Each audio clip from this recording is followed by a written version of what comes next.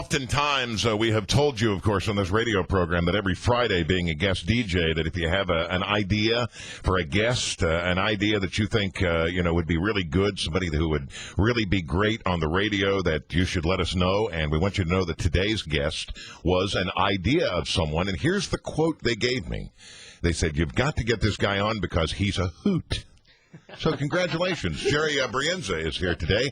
He's a hoot. That's Hoot Brienza, please. Hoot Brienza. There you go. Jerry Brienza. Is that with quotes around it? With quotes around Hoot? Tri-State Airport's new director. I've assumed you've been called a lot of things in your life, but probably not a hoot. I've never been called a hoot before, but Yeah. then again, I'm learning the West Virginia terminologies as I got here. It's a whole nother language. Well, now I know you're involved in the airport, but not radio, so we're going to instruct you to talk right into the microphone. Gotcha. Okay, you go right there, right into the center. This black thing in front of me. Yeah, exactly. You've had a microphone in your face at one time or another, haven't you? A few times. Yeah, and I would guess more with than all of I'd the like. big things going on at the airport, probably once or twice in the last month or so, right? Yeah, we've had some exciting things going on. I'm noticing the accent. You're not a West Virginia boy, are you? I'm not. I'm learning to be. I'm not pulling it off, am I? No. You mean that's not a Wayne County dialect?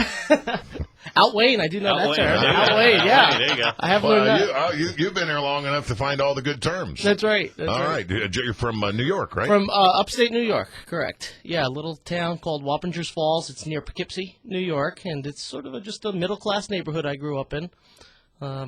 Kind of an interesting neighborhood, though. I grew up there. It was really neat because I grew up with a lot. I mean, there were hundreds of kids my age. I mean, you would almost think that they were just, when that development was being built, that they were just recruiting pregnant women at the time.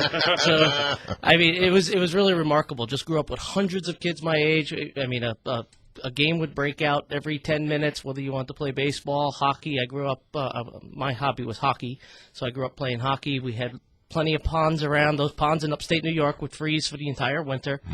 And it was just remarkable. I really enjoyed my childhood. I find it interesting sometimes to find how somebody gets a certain profession or how a person gets into a certain profession, whether it be through school or whatever the case may be. Myself, my brother and I, there's a 10-year difference, and my brother was in broadcasting, and I thought it was fascinating. You know, there was a 10-year difference there, and just extremely fascinating. So that's how I got into it, was because of my brother.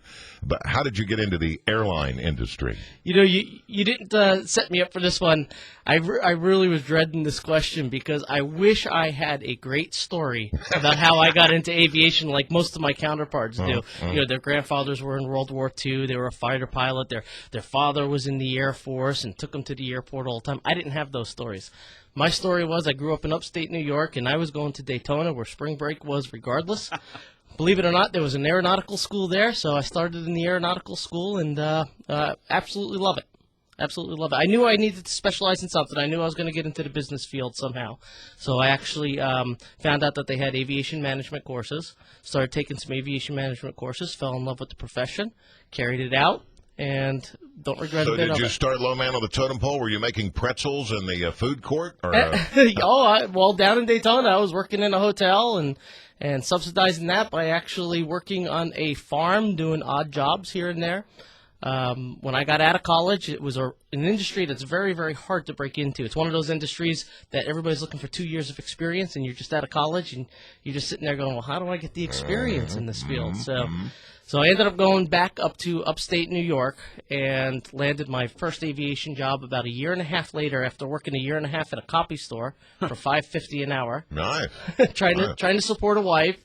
So I worked in the copy store for a year and a half, got my first break, worked at Westchester County Airport, which is right outside of New York City, and I worked there for about 3 years. It was a great little airport to work at because it really was well-rounded. Not only did you work in airport management, but you were also part of the firefighting squad there. Wow. So I'm a trained airport rescue firefighter.